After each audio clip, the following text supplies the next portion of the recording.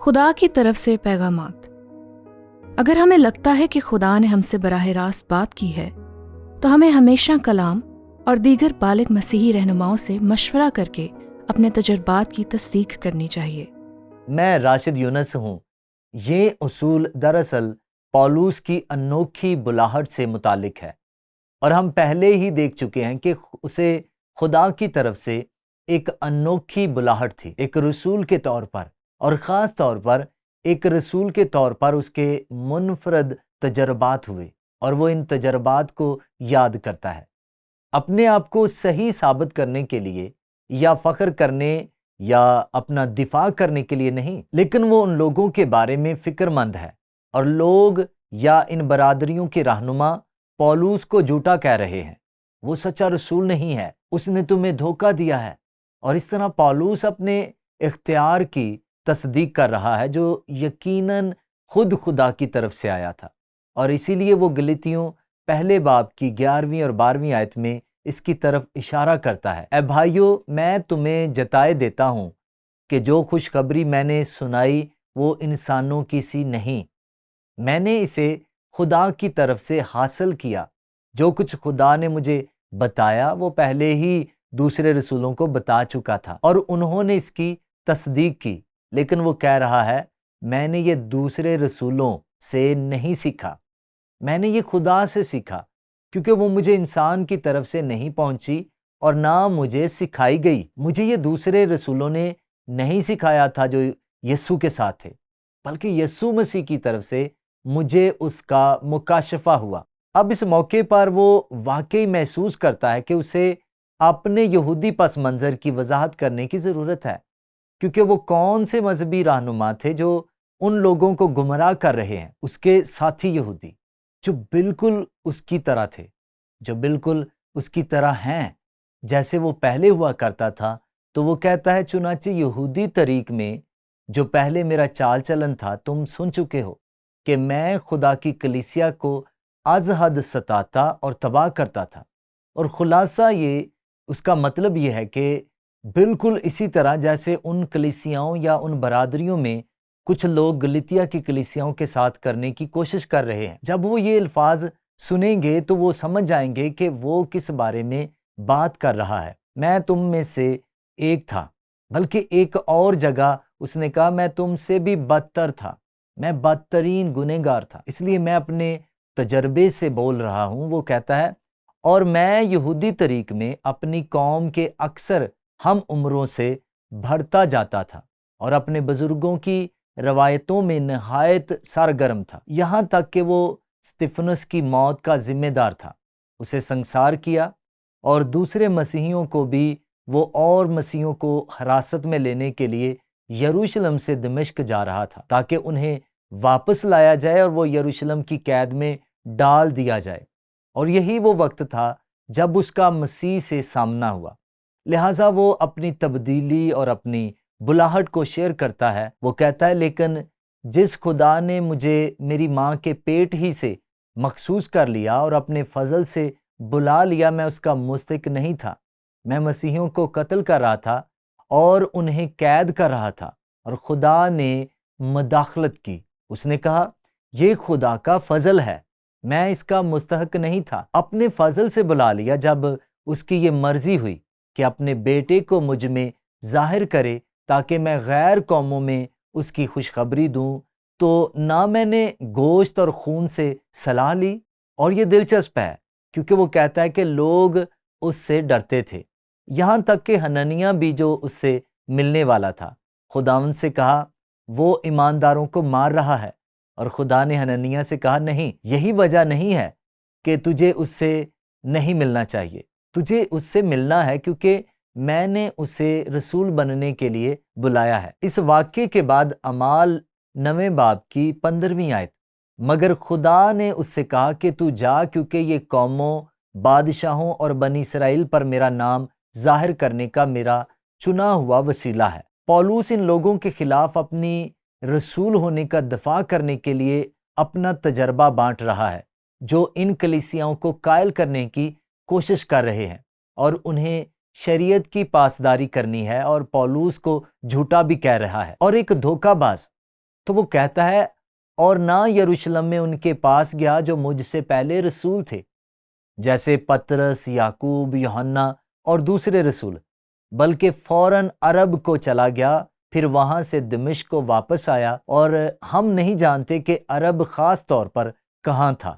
لیکن کچھ لوگوں کا خیال ہے کہ یہ سینائی کے علاقے میں تھا، جہاں خدا نے سب سے پہلے موسیٰ اور بنی اسرائیلیوں پر شریعت نازل کی تھی۔ اور 3 سال تک پولس خود خدا کی سرپرستی میں رہا، ایک طرح سے اسے اپنے ماضی میں سکھائی گئی ہر چیز سے دوبارہ پروگرام کرنا، جس نے اسے ایمان سے دور رکھا تھا اور اسے ایمانداروں پر ظلم و ستم کرنے کا سبب بنی تھی۔ پھر 3 برس کے بعد میں کیفا یعنی پطرس سے ملاقات کرنے کو یروشلم گیا اور 15 دن اس کے پاس رہا، مگر اور رسولوں میں سے خداوند کے بھائی یعقوب کے سوا کسی سے نہ ملا، جو یروشلم میں کلیسیا کا سردار تھا۔ یہ یعقوب یوحنا کا بھائی نہیں ہے، کیونکہ وہ مسیح کی راہ میں پہلے ہی شہید ہو چکا ہے۔ جو باتیں میں تم کو لکھتا ہوں، خدا کو حاضر جان کر کہتا ہوں کہ وہ جھوٹی نہیں، جو ہمیں بتاتا ہے کہ انہوں نے اسے جھوٹا کہا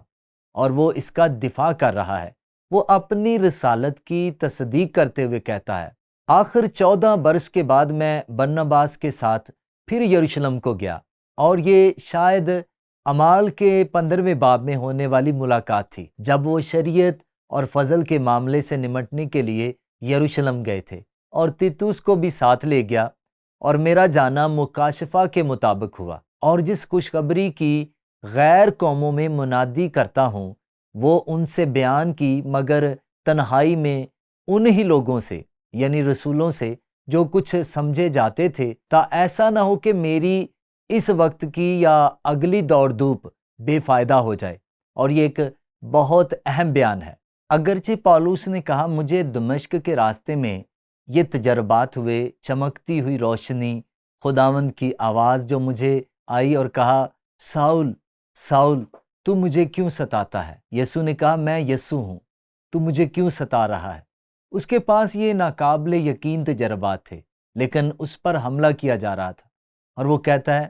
خلاصے میں مجھے اس بات کو یقینی بنانے کی ضرورت ہے کہ میں پاگل نہیں ہوں، یہ کہ میں یہاں کسی ایسی سمت میں نہیں جا رہا جو یہ صرف ایک ایسی چیز ہے جو میرے خیال کا ایک حصہ ہے جو مجھے کرنا چاہیے، اور اس لیے یہ تصدیق بہت اہم تھی، یہاں تک کہ پولس رسول کے لیے بھی۔ اور پھر وہ کہتا ہے لیکن تیتوس بھی یروشلم میں جو میرے ساتھ تھا اور یونانی ہے، ختنہ کرانے پر مجبور نہ کیا گیا، اور جب انہوں نے اس توفیق کو معلوم کیا جو مجھے ملی تھی، تو یعقوب اور کیفا اور یوحنا نے جو کلیسیا کے رکن سمجھے جاتے تھے، مجھے اور برنباس کو دہنا ہاتھ دے کر شریک کر لیا،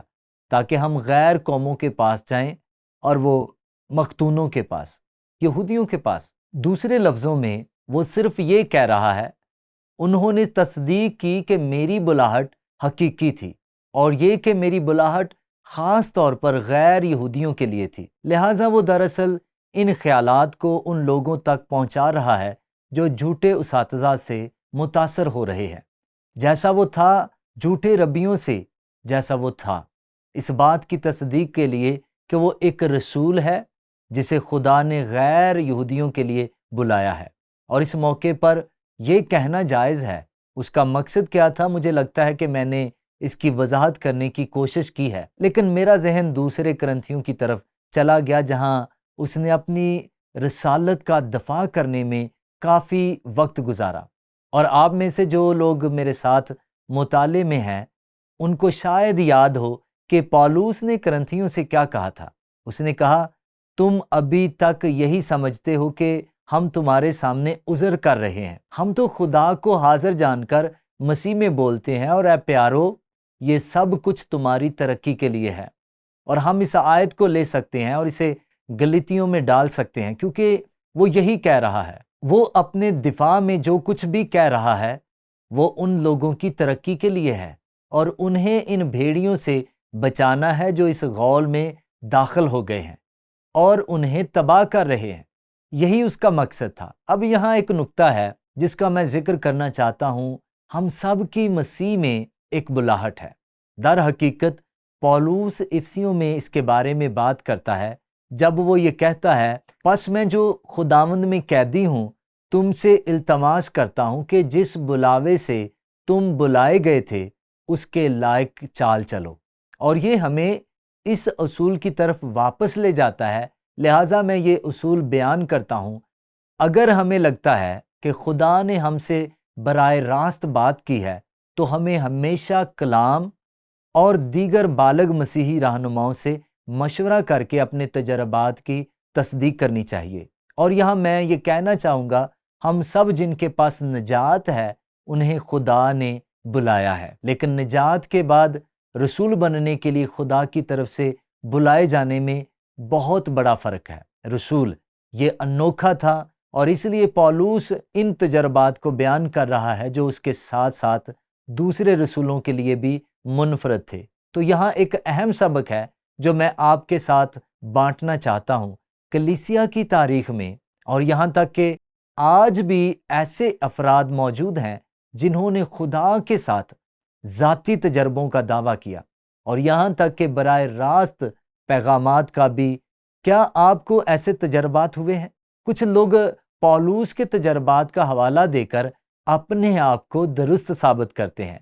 بدقسمتی سے بائبل کی اس قسم کی تشریح اور شخصی تجربات نے وسیع مسیحی برادری کے اندر مذہبی فرقوں اور سنگین الہی غلطیوں کو جنم دیا ہے۔ اب یہ کہنے کے بعد خدا اپنے آپ کو جب چاہے ظاہر کر سکتا ہے، اور آج یسوع مسیح کے ساتھ تجربات کی کہانیاں موجود ہیں، لیکن ان تجربات میں اگر آپ اس کا بغور مطالعہ کریں تو وہ ہمیشہ کتاب مقدس کی طرف اشارہ کرتے ہیں۔ کہیں جہاں وہ خدا کا کلام سیکھ سکیں، اس بات کی تصدیق ان لوگوں کے مطالعے کے ذریعے کی جا سکتی ہے جو دعویٰ کرتے ہیں کہ انہوں نے خداوند کا سامنا کیا ہے۔ خدا ایسا کر سکتا ہے، اس کے بارے میں کوئی سوال نہیں ہے، لیکن اس کا تعلق بنیادی طور پر نجات سے ہے، نہ کہ نبوت سے۔ اور ہم ایک بہت ہی انوکھی صورتحال سے نمٹ رہے ہیں، اور پولوس اس تعلق کو بیان کر رہا ہے۔ سوال یہ ہے کہ دوسرے بالغ مسیحوں سے کتاب مقدس کی ہماری تشریح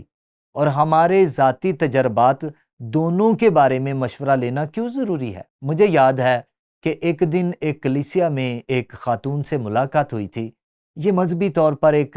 بہت ہی تجربے پر مبنی کلیسیا تھی،